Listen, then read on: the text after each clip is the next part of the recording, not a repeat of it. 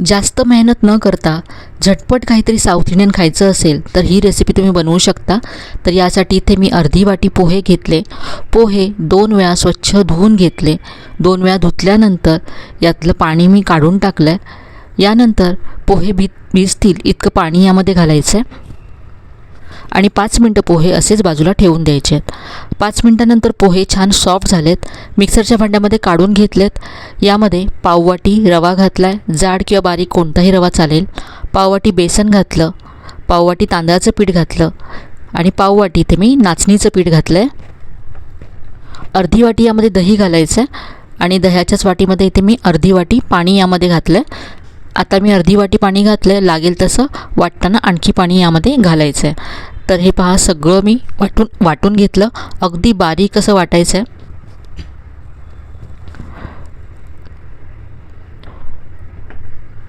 यापेक्षा पातळ करायचं नाही आहे हे। यामध्ये आता चवीप्रमाणे मीठ घालायचं आहे।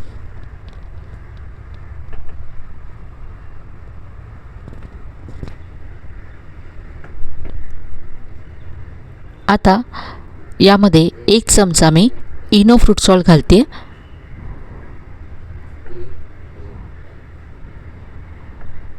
तर यापासून आपण इन्स्टंट मल्टीग्रेन बेने डोसा बनवतोय। इनो पिठामध्ये व्यवस्थित असं मिक्स करून घेतल्यानंतर झाकून 5 मिनटं असंच हे बाजूला ठेवून द्यायचं आहे, म्हणजे हे सेट होईल। तोपर्यंत वेगळी अशी मस्त साऊथ इंडियन स्टाईलची चटणी बनवूया। कढई गरम करत ठेवले, यामध्ये 1 चमचा शेंगदाणे घातलेत। शेंगदाणे भाजून घ्यायचे। शेंगदाणे भाजल्यानंतर यामध्ये 2 मिरच्या घातल्यात, थोडासा यामध्ये पुदिना घालायचा आहे, कढीपत्ता घातला आहे आणि हे सगळं आता भाजून घेऊया। भाजल्यामुळे चव खूप छान येते चटणीला। हे भाजून झालं आहे, मिक्सरच्या भांड्यामध्ये काढून घ्यायचं आहे। यानंतर यामध्ये 1 चमचा चणे किंवा डाळवं घालू शकता।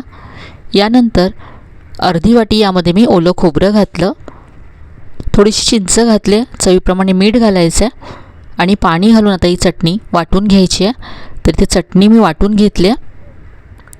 आता चटणीवर घालण्यासाठी फोडणी तयार करूया। 1 चमचा तेल गरम केलं आहे, यामध्ये मोहरी घालायची आहे, अर्धा चमचा उडदाची डाळ घातली, थोडासा कढीपत्ता आणि 1 लाल मिरची घातली तुकडे करून। फोडणी तयार आहे, ही चटणीवरती घालूया।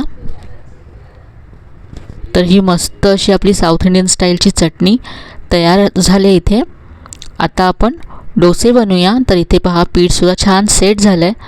पुन्हा एकदा हे मी मिक्स करून घेते, लागलंच तर थोडंसं पाणी तुम्ही यामध्ये घालू शकता, इथे मी घातलेलं नाही आहे। आता आपण यापासून डोसे तयार करूया। तर इथे मी तवा गरम करत ठेवला होता, यावरती थोडंसं तेल लावायचं आहे आणि पहा 1 ते 1.5 चमचा पीठ मी सेंटरला घातलं आणि असं पसरवून घेतलं। जास्त पातळ करायचं नाही आहे। यानंतर वरतून ड्राय होईपर्यंत डोसा भाजून घ्यायचा आहे। वरून डोसा ड्राय झाल्यानंतर यावरती बटर घालायचं आहे, की तुम्ही लोणी घालू शकता। हा बेने मल्टीग्रेन इन्स्टंट डोसा आहे, त्यामुळे यावरती थोडंसं जास्त बटर घालायचं आहे। यावरती इथे मी पोडी किंवा गन पावडर माझ्याकडे आहे ती पसरवून घेते, तुमच्याकडे नसेल तर नाही घातली तरी चालेल।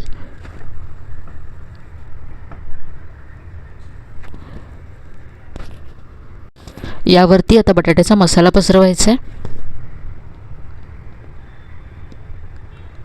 आणि डोसा फोल्ड करायचा आहे। तर पहा बाहेरून अगदी मस्त क्रिस्पी झाला आहे आणि आतून सॉफ्ट आहे। तर हा आपला इन्स्टंट मल्टीग्रेन बेने डोसा तयार झाला आहे।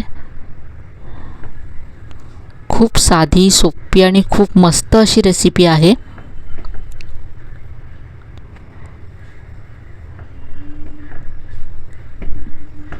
तर हा बेने डोसा तुम्ही एकदा तरी नक्की करून पहा। रेसिपी आवडली असेल तर व्हिडिओला लाईक करा, शेअर करा। चॅनलला अजून सबस्क्राईब केलं नसेल तर नक्की सबस्क्राईब करा। चला तर मग पुन्हा भेटूया अशा छान छान आणि नवीन नवीन रेसिपीसह। तोपर्यंत धन्यवाद.